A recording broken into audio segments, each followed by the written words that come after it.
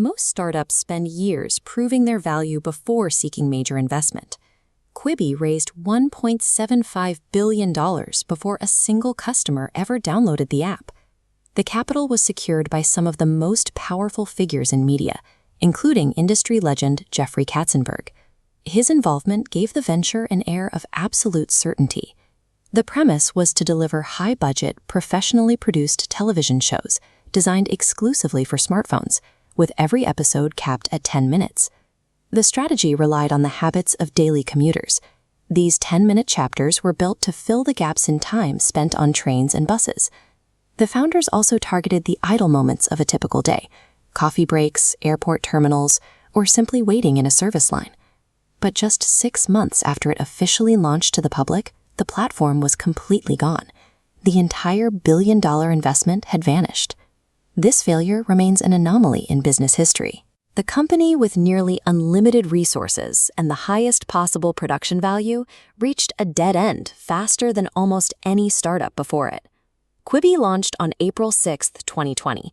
This was the week that global pandemic lockdowns went into effect, forcing millions of people to stay inside. For many, the timing seemed to be the primary cause of the collapse. The daily commute and in-between moments in public spaces suddenly disappeared. If the loss of a commute were the deciding factor, we would expect a universal decline across the entire digital video industry. Instead, data shows the opposite.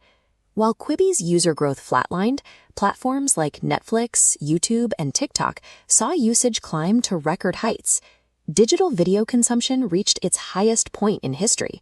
The audience was watching more content than ever, just not on Quibi. The pandemic removed the distraction of a busy world, leaving the product to stand or fall on its own. It revealed that the problem was not the timing, but a flaw in the product's foundation. The interface was designed around a series of technical and financial barriers that put it at odds with how people actually use their devices. At first, the app could not be cast to televisions. Users had to watch cinematic content on small handheld screens, regardless of where they were. The service required a paid subscription for short videos that were heavily restricted. Users were even blocked from taking screenshots or sharing clips with others. This stood in direct contrast to YouTube and TikTok, where the experience is free, the content is infinite, and sharing is a primary feature of the ecosystem. Quibi was defeated by behavioral friction. It asked users to adopt an entirely new set of habits, rather than making their existing ones easier. After the shutdown, the brand vanished. Its shows were sold off to other platforms, and the company's name became a shorthand for a specific type of corporate hubris. Marketing budgets and celebrity endorsements cannot force a product into a person's daily life. Even with billions of dollars, the project could not manufacture demand where none existed. Giants like Netflix and TikTok succeeded by identifying existing human behaviors and removing the obstacles that made those behaviors difficult.